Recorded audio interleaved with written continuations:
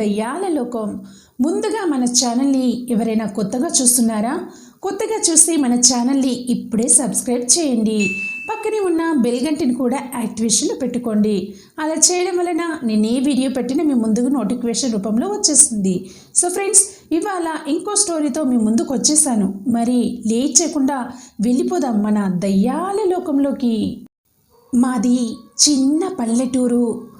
ఊరికి కొద్ది దూరం వెళ్తే చెరువుతో పాటు ముళ్ళ చెట్లు, ఇంకా కొన్ని రకాల వృక్షాలు, చూడడానికి చిన్న అడవిని తలపిస్తూ ఉంటుంది. ఇప్పుడు నేను చెప్పబోయే ఈ కథ మా ముత్తాత గారికి జరిగింది. మా ముత్తాత రంగయ్య. అతను పొలం పనులు చేసుకుంటూ ఉండేవాడు. ఊరి ఏటిలో చేపలు పడుతూ ఉన్నాడు. ఒకరోజు చాలా చీకటి పడుతూ ఉన్నా కూడా ఇంకా చేపల కోసం వెతుకుతూ ఉన్నాడు. ఎలాగో చాలా సమయం గడిచిన తర్వాత చేపలు బాగా దొరికాయి. ఇక చాలా సంతోషంగా ఊరు వైపు రావడం మొదలుపెట్టాడు. చుట్టూ ఎటు చూసినా కట్టిక చీకటి, దూరంగా నక్కల అరుపులు. వాటిని దాటుకుంటూ తిన్నగా ముళ్ళ పొదల చెట్ల వద్దకి రాగానే ఒక్కసారిగా అతని చెవిలో ఎవరో దీనంగా ఏడుస్తున్న స్త్రీ యొక్క ఏడుపు వినిపిస్తూ ఉంది. మెల్లగా ఆగి రంగయ్య అటూ ఇటూ చూశాడు. అంతా చీకట్లో కీచరాళ్ళు, గుడ్లగూపల అరుపులు బాగా వినిపిస్తున్నాయి. అప్పుడే దూరంగా ఉన్న చెట్టు వద్ద మహిళ కూర్చొని ఉంది. ఈ సమయంలో ఎవరు ఇలా ఈ చోట ఏడుస్తుంది? ఒకవేళ తాగుబోతు భర్తతో పొట్లాడి ఇలా వచ్చి ఉండొచ్చు అని మెల్లగా అడుగులో అడుగు వేస్తూ ఉన్నాడు. ఏదో తెలియని కంపు కొడుతూ ఉంది. తన దగ్గరికి వెళుతూ ఉంటే ఆ మహిళ కూడా ఇంకా ఏడుస్తూ ఉంది. మెల్లగా తన వద్దకి వెళ్ళి, ఎవరు మీరు? ఇంత రాత్రి ఈ సమయంలో ఈ చోట ఉండడం మంచిది కాదు. ఇలా మీరు ఒంటరిగా కూర్చొని ఏడుస్తూ ఉన్నారు. చూస్తే మీరు ఈ ఊరి వాళ్ళలాగా లేరు, పక్క గ్రామం వారై ఉంటారు. ఇలా రావడం మంచిది కాదమ్మా. పద మా ఇంటికి. ఈ రాత్రి మా వద్ద ఉండి ఉదయం మీ బాధకు కారణం తెలుసుకొని నాకు చేతనైన సహాయం చేస్తాను అన్నాడు రంగయ్య. ఒక్కసారిగా ఆ మహిళ ఏడవడం ఆపి మెల్లగా లేచి నిలబడింది. నాకు ఆకలిగా ఉంది అంది. రంగయ్య నవ్వుతూ, పద మా ఇంటికి, మా అమ్మ చేపలు బాగా చేస్తుంది అని వెంట పెట్టుకొని నడుస్తూ ఉన్నాడు. ఇంతకు నీకు వచ్చిన సమస్య ఏంటి అని అడిగాడు రంగయ్య. మళ్ళీ ఆ మహిళ ఏడవడం మొదలుపెట్టింది. చూడు, దయచేసి ఏడవకండి, ఎవరైనా చూస్తే బాగోదు అని చెప్పాడు రంగయ్య. ఇద్దరు నడుస్తూ ఉండగా ఆ మహిళ, ఇక్కడ ఎవరుంటారు? ఇక్కడనా? నేను ఏదో ఊరికే అలా అన్నాను. అయినా ఈ చోట మీరు నేను తప్ప ఎవరున్నారు అన్నాడు. ఒక్కసారిగా మహిళ ఆగిపోయింది. మళ్ళీ ఏమైంది మీకు అని అడిగాడు రంగయ్య. తప్పు చెప్తున్నారు. ఇక్కడ కేవలం నువ్వు నేను మాత్రమే కాదు, ఇంకా కొందరున్నారు అంది ఆ మహిళ. రంగయ్య మెల్లగా ఆగి చుట్టూ చూశాడు. కనుచూపు మేర ఎవ్వరూ లేరు. కానీ ఆ చీకట్లో ఎక్కడో ఓ చోట తనని ఎవరో ఇంకా చూస్తూ ఉన్నట్టు అనిపించింది. ఆ మహిళ ఎందుకు అలా చూస్తూ ఉన్నారు? ఇక్కడ గుడ్లగూపలు, పిల్లులు, నక్కలు మనతో ఉన్నాయి అంది. రంగయ్య నవ్వి నడుస్తూ ఉన్నాడు. మీరు ముసుగు ఎందుకు వేసుకున్నారు? మీ ఆచారమా అన్నాడు. కానీ ఆమె సమాధానం ఇవ్వలేదు. మెల్లిగా ఆమె, ఇందాక ఇక్కడ అంత మంచిది కాదు అన్నారు, ఎందుకు అంది. దానికి రంగయ్య, కొన్ని ఏళ్ల క్రితం ఈ ఊరిలో ఓ కుటుంబం ఉండేది. పగలు వేరే పని మీద ఉన్న ఆ కుటుంబం రాత్రి మాత్రం పుల్లల కోసం వెతుకుతూ ఉండేవారు. అలా ఓ రోజు ఆ కుటుంబం పెద్ద, అతని కొడుకు చిన్న పిల్లవాడు పుల్లల కోసం ఈ చోటుకి వచ్చారు. తండ్రి పుల్లలు కొడుతూ ఉంటే ఆ పిల్లవాడు లాంతరు పట్టుకొని ఉండేవాడు. చుట్టూ చీకటి.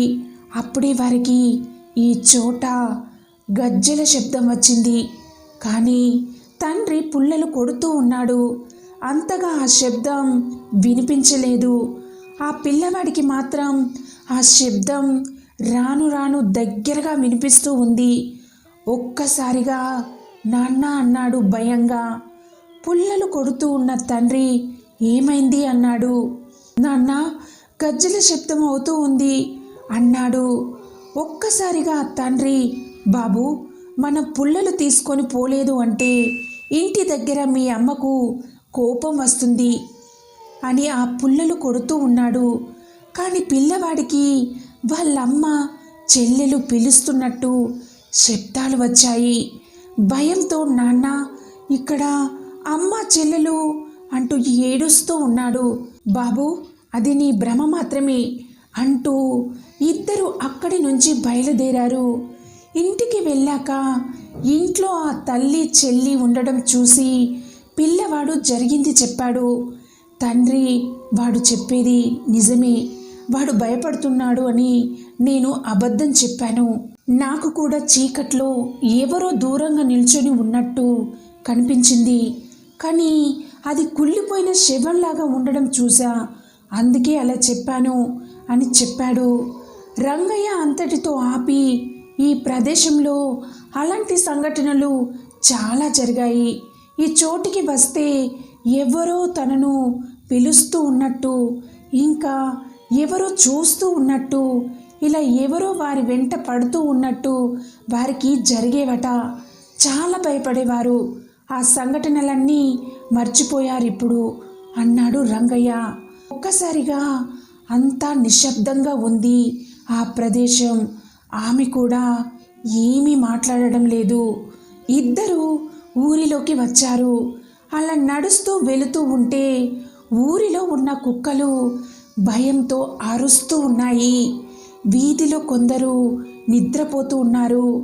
రంగయ్య ఇంటి వద్దకు రాగానే అక్కడ తన తల్లి ఎదురు చూస్తూ ఉంది. అయ్యా, నీకోసం చూస్తున్నా. ఇంత రాత్రి ఒక్కడివి అలా చేపల కోసం వెళ్ళకు, నీతో పాటు ఎవరినైనా తీసుకొని వెళ్ళు అంటూ మెల్లగా వెనక్కి చూసింది. ఎవరి అమ్మాయి, ఇంత రాత్రి వేళ ఇంటికి తీసుకొచ్చావేంటి అని అడిగింది. జరిగింది చెప్పాడు రంగయ్య. వాళ్ళమ్మ కోపంతో తిడుతూ ఉంది. ఇంతలో ఆ మహిళ, చూడండి, మీరు బహుశా నేను రావడం మంచిది కాదు అనుకుంటూ ఉన్నారేమో, మీకు ఇష్టం లేకుంటే వెళ్ళిపోతాను అంటూ వెను తిరిగింది. రంగయ్య, రాత్రి ఎక్కడికి వెళ్తావు? మా అమ్మకు నేను చెప్తానులే, రండి అంటూ లోపలికి తీసుకువెళ్ళాడు. చేసేది లేక రంగయ్య అమ్మ ఊరుకుంది. ఇంటి వెనుక వైపు బయట పొయ్యి మీద చేపలు చేస్తూ ఉంది రంగయ్య అమ్మ. అప్పుడే ఆ మహిళ రంగయ్య అమ్మ వద్దకు వెళ్ళి, నేను చేపలు బాగా చేస్తాను, మీరు వెళ్ళి వేరే పని చూసుకోండి అంది. రంగయ్య వచ్చి, అమ్మా, ఇంకా ఎందుకు ఆలోచన అన్నాడు. రంగయ్య అమ్మ పక్కకు తీసుకుపోయి, నీకు పిచ్చి పట్టిందా? ఒక గుర్తు తెలియని ఆడదాన్ని తీసుకువచ్చిందే కాక మళ్ళీ తనతో వంట చేయిస్తానంటున్నావు. ఆ వంటలో ఏదైనా మందు వేసి రాత్రి మన ఇల్లు దోచుకొని పోతే ఎలా అంది. అమ్మ, అవి వట్టి భ్రమలు అంటూ ఆమె వైపు రంగయ్య చూస్తూ వెళ్ళిపోయాడు. రంగయ్య స్నానం చేస్తూ ఉన్నాడు. ఇంతలో పొయ్యి వద్ద నుంచి విచిత్రమైన శబ్దాలు వస్తూ ఉన్నాయి. మెల్లగా అటు వెళ్తూ ఉన్నాడు రంగయ్య. దూరంగా కుక్కల ఏడ్పులు హృదయ విదారకంగా వినిపిస్తూ ఉన్నాయి. పొయ్యి వద్ద ఉన్న దృశ్యం చూసి హడలిపోయాడు రంగయ్య. నోటిలో మాట కూడా రాలేదు. అక్కడ పొయ్యి మీద పెద్ద పాత్రలో ఆ ఆడది కూర్చొని ఉంది, చేపలు తింటూ ఉంది. ఆ దృశ్యం చూసి వెన్నులో వణుకు పుట్టింది అతనికి. ఆ ఆడది చాలా భయంకరమైన రూపంలో ఉంది. ముందులా ప్రశాంతంగా లేదు.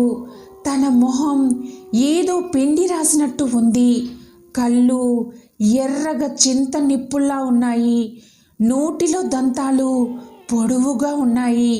చేతి గోళ్ళు పెద్దగా ఉన్నాయి. అలా చూస్తూ ఉన్న అతనికి వాళ్ళ అమ్మ చెప్పిన కథ గుర్తుకు వచ్చి భయం వేసింది. రంగయ్య మీద ఓ చెయ్యి పడడంతో ఒక్కసారిగా బిత్తరపోతూ వెనక్కి చూశాడు. తన అమ్మగారు తన వెనకాలే ఉంది. ఏమైందిరా, ఏదో పిశాచిని చూసినట్టు అలా చూస్తున్నావు అంటూ అటువైపు చూసింది. అంతే, ఆమె కూడా వణికిపోతూ గట్టిగా అరిచింది. ఆ అరుపు ఆ పిశాచి విని పాత్ర నుంచి లేచి వారి వద్దకు కోపంగా వస్తూ ఉంది. ఇంతలో ఒక్కసారిగా ఎవరో గట్టిగా ఆగు అని పిలవగానే ఆ ఆకారం వెనక్కి చూసింది. అక్కడ ఆ ఊరి పూజారి గారు ఇంకొందరు ఉన్నారు. అతన్ని చూసిన ఆ పిశాచి గట్టిగా అరుస్తూ వస్తూ ఉంది. ఒక్కసారిగా రంగయ్య తన తల్లిని చెట్లలోకి తోసేశాడు. ఒక్క ఊదుటన దాని చీర కొంగు పట్టుకొని లాగాడు.